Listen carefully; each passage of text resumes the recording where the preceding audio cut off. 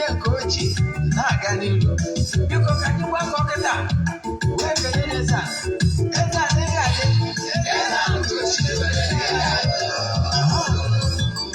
Eze-Ana Ugochi tubelu nwoke ọma na Oraifite ị ga-adị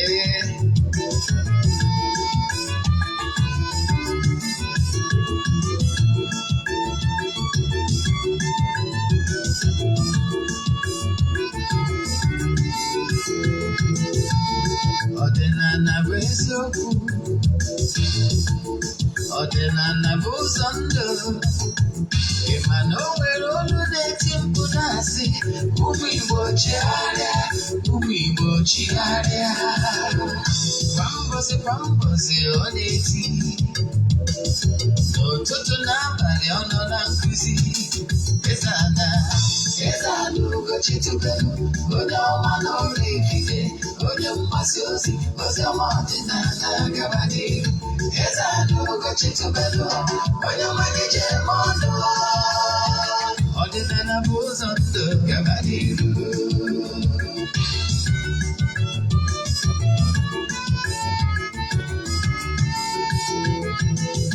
Eze-Ana Ugochi tubelu onye ọma na Oraifite onye mgbasa ozi ọma ọdịnala gaba n'ihu Eze-Ana Ugochi tubelu onye mmalite eme ọnụ ọdịnala bụ ụzọ ndụ gaba n'ihu Eze-Ana ga-adị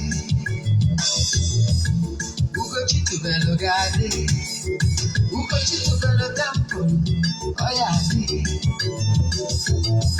maka na eziokwu anwa chacha ndị ụka erighị anyị fọnda mmadụ ndị oche eri anyị fọnda mmadụ fọdụ sikara aka ghọrọ ụmụ Igbo si anyị rapụ nke anyị na nke feka mma buru Baịbụl bịa akwụkwọ akụkọ metekwa chọọchị faa obodo ụka agakwa mana Ugochi tubelu ekweghị ekwe ka anyị si n'ọma mgbe ọdịnala ọmanwụ chacha oge ọbụla ọ na-eti ọ nọ na nkụzi Chukwu abịa ma gbaa gị ume ọdịnala ya dị ụmụ ọdịnala Igbo abịakwa n'oge awa nke eziokwu oge anyị ji awa eziokwu niile agba nke ọ bụ mụnwa bụ Ogbuefi Eze-Ana Ugochi tubelu Oraifite maka ndị ọpụta abụ izizi ha na-afụ m afọ mbụ Ogbuefi Eze-Ana Ugochi tubelu Oraifite maka na echiri m ọzọ Eze-Ana abụ m onye isi nchụaja na Ugochi tubelu ọdịnala tempụl anyị na-agba afa miri emi rụkwazi ọrụ mmụọ dị iche iche abụkwazi m onye isi nchụaja na ọdịnala Restoration Prayer Ministry bụrụkwazi onye mgbasa ozi ọdịnala Igbo you can call me an ọdịnala evangelist I will answer abụ m nnukwu onye nchụaja n'ụbọchị tata n'oge awa nke eziokwu isiokwu anyị ji bịa bụ the importance of rituals sacrifices prayers groups aja dị iche iche a chụrụ n'igwe in Igbo spirituality anya bụ isiokwu anyị mana before ngaba n'iru ọkwa dị mkpa echefuna na aja anyị na-achụ kwa ọnwa nke ọnwa Mee ga-ebido na May 6th so ọ bụrụ na ị chọrọ isonye na anya bụ aja ịmana ị nwere only from today till 5th that is ị nwere only 3 days to book yes ndị na-esonye bugo na anya bụ aja amadụgo ka esi eme ngwo ndị book throughout the year yes ngwo ndị na-esonyere anyị na aja almost 2 years now ọ bụkwa na ị chọrọ isonye taa ihe ị ga-eme bụ aja abụ aja mbunye elu aja ịpụta ihe aja esigoro na ya bunye ọtụtụ ndị mmadụ elu aja m ejiri egwu mmụọ niile na tempụl ejiri aja egwu I can tell you anyị abụrụ ndị na-eche testimonies maka na ọ dịrọ necessary ọ bụrụ ihe anyị ji maka ịbịa na ọ bụrụ ịchọrọ iso na anya bụ aja ihe ị ga-eme bụ forward ya 3 prayer request then make donation token to the account number chat ya m na WhatsApp number 08057837672 I repeat 08057837672 ka anyị nwee ike send zero other details I need from you in order to book you. Nke bụ eziokwu bụ na aja abụọ aja m nwa bụ Ogbuefi na-eji na temple present all your prayer requests to the entities of powers. Chụọ aja gụọ ụfọdụ iche iche n'isi gị kwubie okwu for 14 days bido na 6th wee ruo na 19th. Na 19th a ka eji achịkọta ya. Anyị na-achụ aja dị iche iche, mekwa aja saraka dị iche iche, a na-egbukwa egbu gbuo anụ dị iche iche wee mee saraka. Ọ bụrụ na ị nọ nso nwekwara ike join ya anyị, mana ana m achọ ịgwa gị na distance abụrụ ịbara ya, ma ndị nọ n'Oru ma ndị nọ n'Igbo. Ebe ọ bụla ị nọ under the globe, you can join us. I can tell you. Then aja ọ na-abụ ụtụtụ ọbụla I present ya prayer request to the entities of powers. Ọ nwekwazi ndị bụ ndị children of the temple. Yes, ọ bụrụ na ị bụ children of the temple, that is ndị niile kụrụ mbamba to arụsị dị na temple a na-akpọ ihe eji na nchewu. Then chat m na WhatsApp, anyị na-update our records ka anyị wee nwee ike adịa gị na WhatsApp group anyị chọrọ ikreti ofu. Reason bụ na annual events nke temple maka ihe eji na nchegbu bụ September 16 ka a ga-enwe this year's annual event. So anyị chọrọ ka anyị wee na ya bụ WhatsApp group ka anyị ga-esi wee na-agbasa ozi to all the children of the temple. Yes.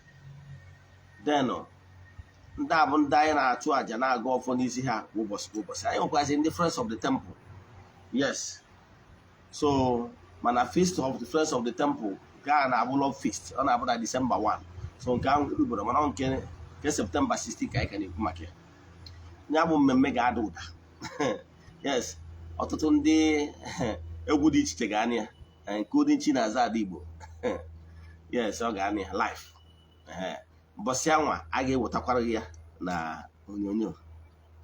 Then ga-aga. Then ihe ọzọ anyị ji wee maka ewee bịa ọkwa ọzọ dị mkpa bụ echefuna na this channel anyị adịghị show ozi our movies na this channel.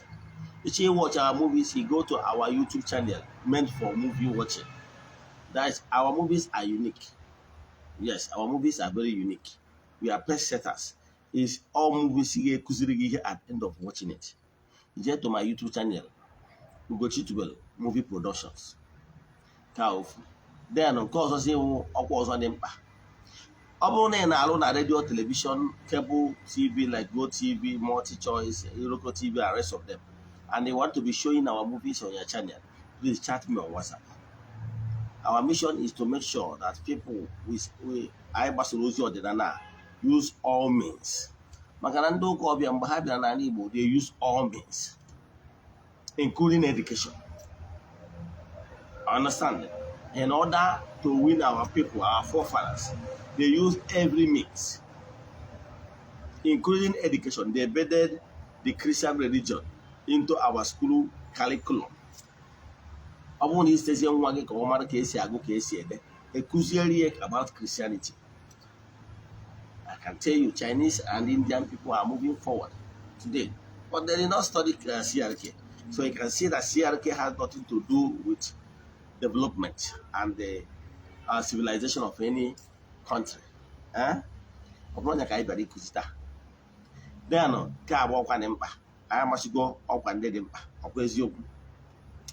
ka anyị gbazie na nkụzi anyị ji maka ebịa. Nkụzi ndị maka ebịa n'ụbọchị taata bụ o nwere uru dị na aja a na-achụ in group, aja a na-achụ n'igwe. Ọ bụrụ taa agwara m ụnụ na ndị ụka ọbịa abụrụ ha makụziere anyị Igbo na Africa spirituality. Before ha abịa ndị Igbo na Africa mabu uri Chukwu bido from the ancient time. Mgbe bido. When the Portuguese, they are the first people that came to Nigeria in the name of evangelization, they failed because they approached our forefathers telling them that the Habari Makachikala. Maranden Nana had rejected it, that message they are bringing in is not meant for us. Nae Marichi Kukua. You understand before how much? That is why the Portuguese fell woefully. They went back and changed system, strategized, and came back again. And this time around, they came with the British people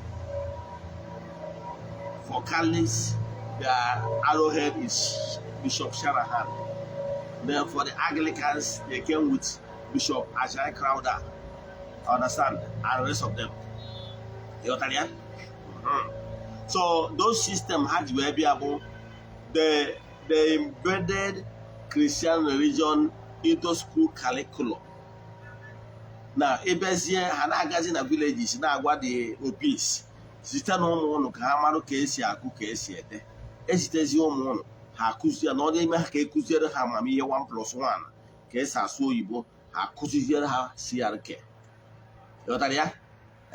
Si n'ụzọ dị etu a wee baa ndị be anyị ime bidozie oge anwa nna m nso wee gaa standard 6 ọ na-eme ha na standard 6 then mgbe a na-eje nkụzi onye nkụzi abịazie n'ụka onye nkụzi anwa anọrọ ebe a kụziere gị nna gị na-eme agwụ ndị bụ unu na-eri ji ndị bụ unu na-eme mmemme akpọrọ mme ndị ọgọ mmụọ gaa za na nna gị na-akpọ gị si ya na ịdịrọ interested na ọ bụrụ ịnụpụ isi.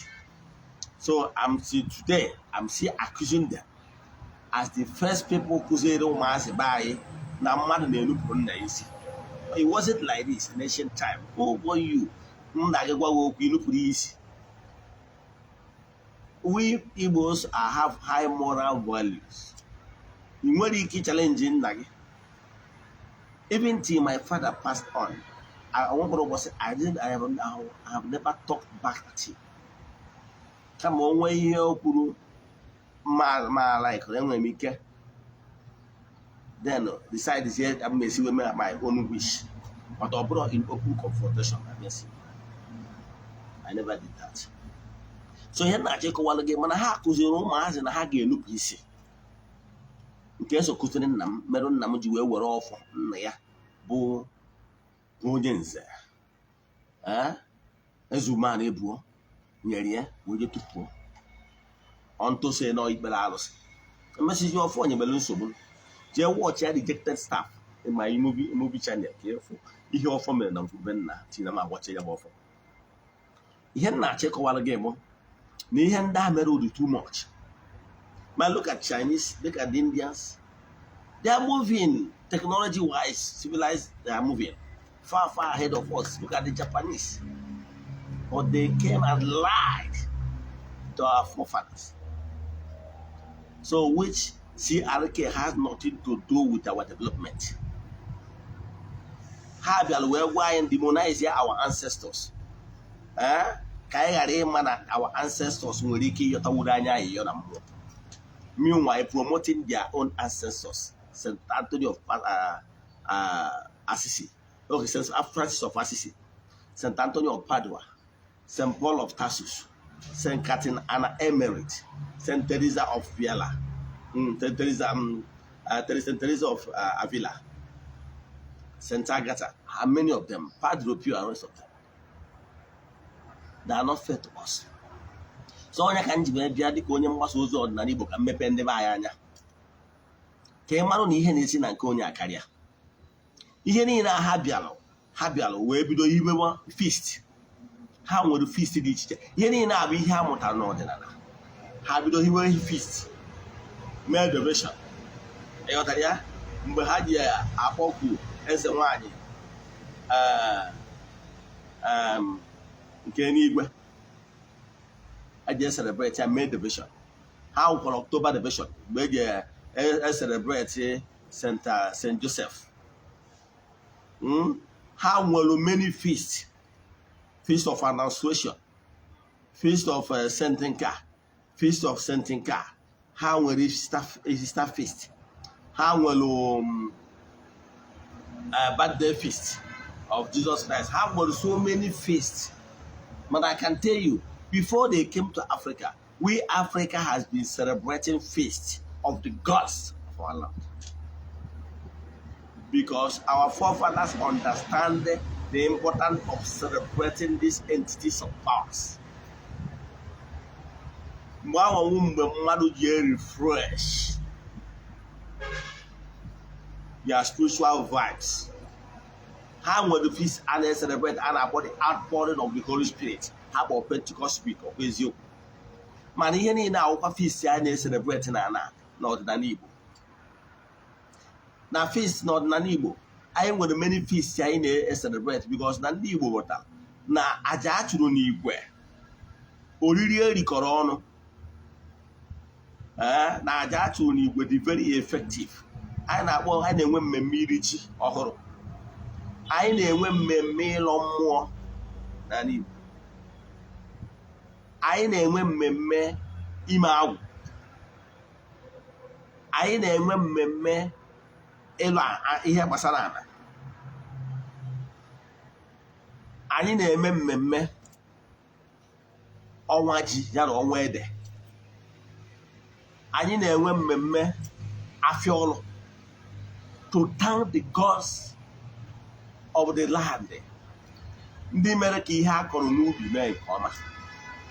Ihe niile abụ feast to mention but few, they are too numerous. Anyị nwere feast anyị je celebrate erim ji, nwee feast anyị je celebrate ụmụ mmụọ dị iche iche, all the forces of nature and the entities of powers n'ala Igbo.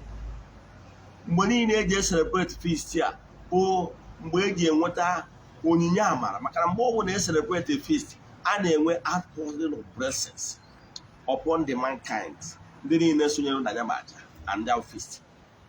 So n'ala Igbo a na-celebrate bụ ụmụ feast a mgbe anwa ka ndị mmadụ ji agbakọta ọnụ kpee ekpere gaa ọfọ with one voice and one purpose. Ọ ekpere ayiri n'igwe, aja ayiri n'igwe. N'ala Igbo ihe niile ha basị n'ụlọ ụka kesịa enwesịa groups charismatic Bible Society, ndị region, ndị brocozary, ihe niile adịkwa etu a n'ala Igbo kpatara na enwere okwu mmụọ dị iche iche, nwee mgbe okwu mmụọ dị iche iche ji eri ji, mgbe ha ji anọkọta wee celebrate ya. Enwere okwu ana, enwere okwu ihe dị iche iche. Ihe niile abụ gosi gị na ndị Igbo ma bụrụ na uru ọ bara bụ ịbịakọta ọnụ with one purpose, kpee ekpere, present prayer request of ndị niile nọ under the umbrella. So ọ bụrụ taa ka a chụbara aja, ụdị aja dị iche iche maka ọdịmma mmadụ niile ndị kwenyere.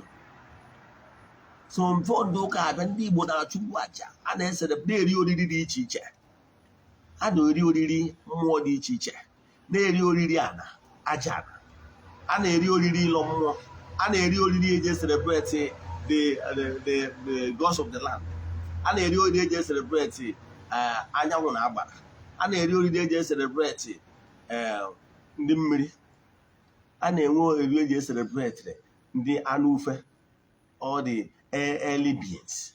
Enwere oriri dị iche iche a na-eri, mana maka ihi na ọdịnala Igbo erigo ndị be anyị rie ya front and back, ụfọdụ obodo adịghị celebrate na ndị bụ na adịghị celebrate ma ịlọ mmụọ ma erim ji ma afịa ọlụ does not mean na ọ dị eme exist n'ala Igbo.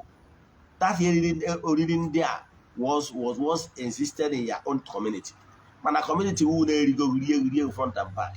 Enwere ọzọ traditional institution. In fact, igwe gị ewu igwe obodo oyibo, igwe gị ewu igwe na-eje ụka. So enwere ọzọ a custodian of the culture of your people, onye ga na-refresh ya to the memory of the people. Ọnya mere those feasts ji phase out na your own community. Ọ dịzie ka ọ dị eme exist na be anyị Oraifite, anyị na-return all those feasts back. Ije na my YouTube channel, ị ga-afụ ebe m posturu our feast of Afiolu last year, Afiolu festival. Yes, anyị na-enwe ma ịkụ izu mgbe eji akụ izu, ma mgbe asala ji ada, ihe niile awụ feast a na-eme na Oraifite. Ịghọtara ya? So ihe niile awụ feast, and then nwere blessings, the entities of powers and the spirits na pour to the people, ndị mepere obi ha wee sonyere na anya gba aja, because any feast ọbụla a na-enwe nwere ihe eji celebrate ya, nwere ihe eji achụnya gba aja, nwere purpose, and that purpose and the wishes of the people. Ọnya matakwuru na Ugochi tụrụ na temple, anyị na-enwe aja anyị na-achụ kwa ọnwa na-last for 14 days each month. That aja ahụ bụ IBDA na 6th of every month, anyị kwụsị na 19th. Present ya prayer request of ndị niile so na ya bụ aja kwa ụbọchị to the entities of powers. Ụbọchị 19th anwa anyị chịkọta ya. That does not mean ụbọchị 19th anyị na-close here officially. that does not mean na other days of that particular month a ga na-aga ọfọ na-achụ aja n'isi ndị niile tiri month ahụ abanyekwa new month. Ịghọtara ya? Example, ndị niile sonyere anyị n'ọnwa na nke ọnwa April, anyị close kwara ya na April 19, sendịkwara ha ihe onyonyo etu esi chịkọta ya sọsọ ndị sonyere na ya bụ aja. That does not mean na other days of that month of April 2021 till the end of the month and may present their prayer request on the temple every day till ọnwa agwụ. Kama na ihe ọbụla nwere mbido ga-enwe njedebe, and then were this no do 14 days. Now nke ọnwa May is coming. I bidokwa ya na May 6th or last for 14 days, a close on the 19th. That does not mean that after 19th the mama na-erotazi ha na ekpere till ọnwa May agwụ. No, a ga na-erota ha na ekpere till ọnwa May agwụ ewee kwadokwa nke ọnwa June. Ịghọtara ya? Ekpere a na-abịa in group aja ayiri n'igwe. Jee na my YouTube channel ka ifu ebe nkụzi the importance of aja ayiri n'igwe. Ihe abụọ aja a na-achụkwu achụ n'ala Igbo. Na ọ bụrụ na example oge a na-asị na asa na ada na-adị agba egbe, ihe ọ pụtara n'obodo nọ n'ekpere, ndị ọ bụrụ ndị ụka kpọọ ya oge Lent. Ọnya ka ọ na-agba adasizi asala anwa eje gbabie ọmụ asala, agbabizie ọmụ asala anwa ewee kwado maka afịa ọrụ na iri ji. Ịghọtara ya? So ọ bụrụ ndị ụka ọbịa kụziri ọdịnala in Igbo spirituality, spiritual devotions. Ọdịnala nwere spiritual devotion, mana ọ na mgbe ndị ụka ọbịa abịalụ ha ji aghụghọ wee welu build those schools gwa ndị mmadụ ha zite ụmụ ha abezie bidozie na nwa na-akụziri gị elder maya na primary school every Thursday na moral instruction akụzibere gị nkụzi ha na-agụrụ anyị catechism. By then ije ka ije nata oriri a na-akụzi onwe niile to catch them young. That is the system they used. So ụzọ dị taa wee tọọlụọ ndị be anyị maka na Igbo spirituality enwere ihe dịka children classes of olden days. A ga-enwe ike na-akụwarụ ndị mmadụ ihe kpatara ọdịnala ji eme nka, ihe kpatara eji eme nka, and entertain every question. Ọnya ka anyị bịa na-akụzi kịta ka anyị na-akụwarụ ndị mmadụ ihe kpatara ọdịnala ji eme nka na-eme nka, ka ndị mmadụ kwụsị ịbụ ọdịnala ji na aja. Onye na-egbu mmadụ na onye na-agwa ajọ ọgwụ igbu mmadụ imegide nwanne ya abụrụkwa onye ọdịnala, onye abụ onye ajọ obi, mana ọ na-awa emecha were ihe niile abụ ọdịnala. Ọnya ka anyị mụọ onye mgbasa ozi si bịa akọwarụ ndị mmadụ ihe bụ ezigbo onye ọdịnala. Ịbụrụ onye ọdịnala ị ga na-asọ nsọ ana. Ana does not support you ka inye nwanne gị nshi. Ana does not support you ka inye nwanne gị enye ule. Ana does not support you to ịgba amasị gbagide nwanne gị. You must always mee ihe ọbụla etu o kwesịrị, ihe ọ ga-agba ọ bụrụ gị na-eme gị na ọ ga-adị gị mma. Nyawa bụ onye na-asọ nsọ ana, and ọ bụrụ na ị dị asọ nsọ ana, forget it, bụrụ onye ọdịnala. Ọ bụrụ onye tụrụ nzu ma ọ bụrụ ọfọ n'aka, ọ bụrụ onye ọdịnala. No, ị na-atụ nzu ma bụrụ ọfọ n'aka mana aka ga-adịrị ọcha, ị na-eme ihe a na-asọ nsọ na-ekpo ụlọ ọnwụ. Ọnya bụ na ịma aka nka. So what am I saying? Ọdịnala Igbo bụ ụzọ ndụ. Ọdịnala Igbo bụ ụzọ ndụ. Enwere Igbo spirituality. Follow my teachings, it shall be well with you. Mma akwụsị ebe a. Ị na-enecha vidiyo a, o nwere ihe ọ ga-ewe gị imetụ aka na share button ka nwanne gị ma ọ bụ nwanna gị nwee ike nụ from the horse's mouth. Si n'ụzọ dị etu a wee change your lives.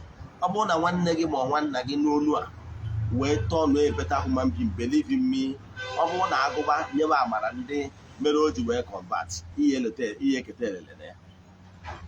Our mission bụ ịgwa ndị mmadụ nke bụ eziokwu ihe bụ ọdịnala Igbo. Ka m kwụsị ebe a. N'aha Chukwu Okike nke pụrụ ime ihe niile, ekwuo m okwu ngozi n'isi ụmụnne m, our friends of the temple and children of the temple and our fans all over the globe. Ebe ọ bụla ị nọ under the influence of my voice, n'aha Chukwu Okike nke pụrụ ime ihe niile, ka amara nke si n'aka Chukwu Okike nke pụrụ ime ihe niile ruo oge aka bido taa ruo ogologo ndụ, ogologo ụbọchị niile nke ndụ gị. Ya gazie ka ọ dịkwa echi niile n'oge awa nke eziokwu. Ya gazie.